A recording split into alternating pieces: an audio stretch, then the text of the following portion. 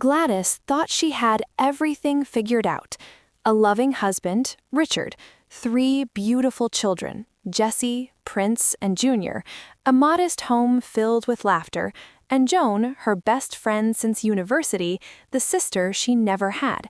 But some friendships are built on envy disguised as love, and some people don't want your happiness, they want to replace it. It started on an ordinary Tuesday evening. Richard came home to find Gladys asleep in their bedroom. The children had been napping beside her, all 3 of them, safe in their mother's warmth. But when he looked down at the bed, his blood turned to ice. Jesse was gone. The baby who hadn't even learned to crawl had vanished from a locked house. Gladys woke to her husband's panic, and the world beneath her feet disappeared. They searched every room, every corner, every impossible hiding place a 6-month-old couldn't possibly reach. The gates were locked, the windows sealed.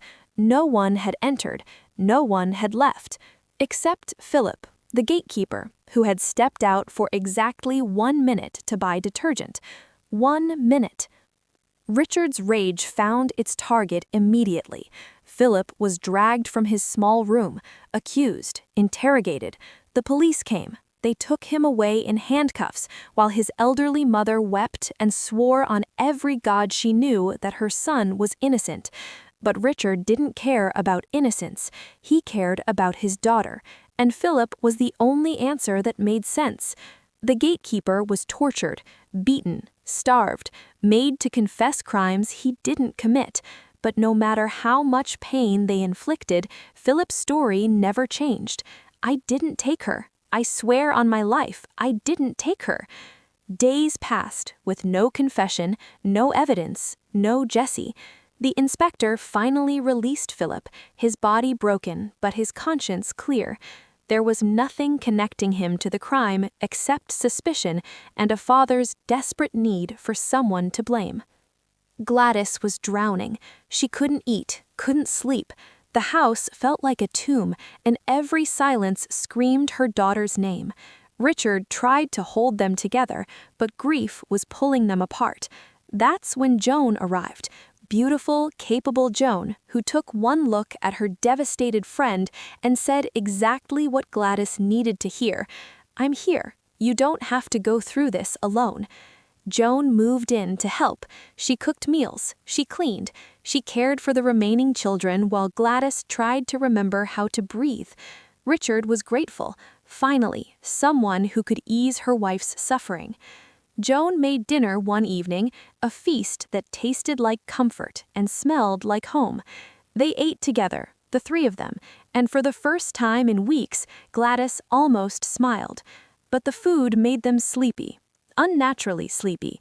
Gladys barely made it to bed before the world went dark. She woke the next morning to Richard's screams. Prince was gone. Their second child snatched from the same locked house under the same impossible circumstances. This time, there was no gatekeeper to blame. Philip had been released, the gates had been locked all night, and Joan had been in the house. But Joan seemed just as shocked as they were. She helped them search. She called the police. She held Gladys while she collapsed into hysterics that threatened to tear her mind apart. 2 children, gone. The inspector returned, his face grim. "This is an inside job," he said quietly. "Someone close to you is doing this." Richard's eyes went to Philip again, but the inspector shook his head. "That boy went through hell and didn't break. Whatever's happening here, he's not responsible." "Then who?" Gladys whispered. The inspector's gaze lingered on Joan for just a moment too long. But Gladys didn't notice. She was too broken to see. Philip's mother came to Richard begging, "My son is innocent. He's suffering for something he didn't do. Please, believe me." Richard wanted to, but believing Philip meant accepting that the real monster was still inside his house, still close to his family, still hunting. Joan stayed close to Gladys, always present, always helpful, always there at exactly the wrong moments. But Richard was beginning to wonder, The inspector pulled him aside one afternoon. "How much do you really know about Joan?"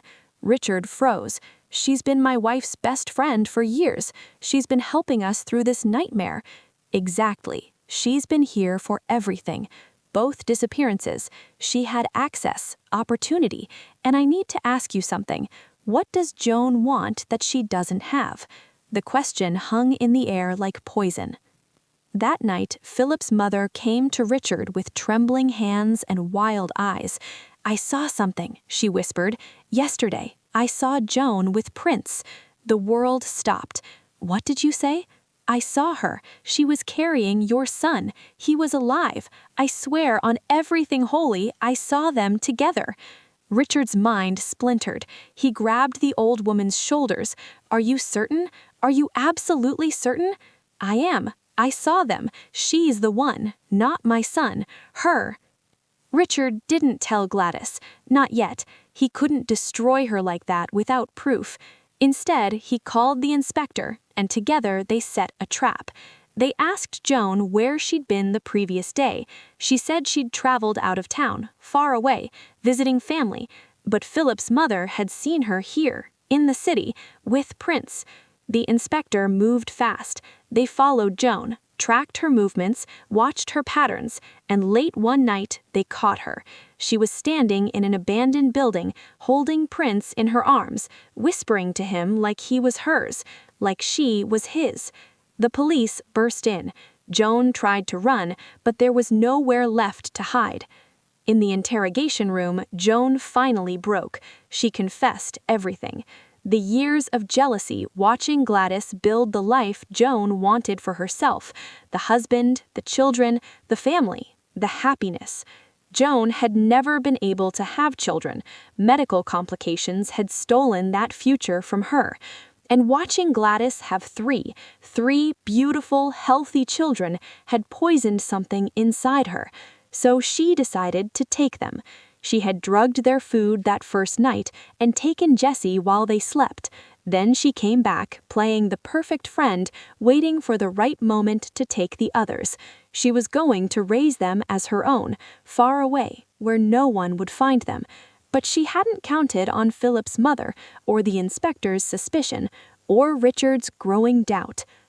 Jessie and Prince were recovered that same night. They were thin, frightened, but alive. Miraculously, blessedly alive. Gladys held them for hours, unable to let go, unable to believe they were real. Richard wept into their small bodies, apologizing to them, to Philip, to God for everything he'd gotten wrong. Philip stood in the doorway watching the reunion with quiet dignity. Richard crossed the room and fell to his knees before him. "Forgive me. Please, I destroyed you for something you didn't do." Philip helped him to his feet.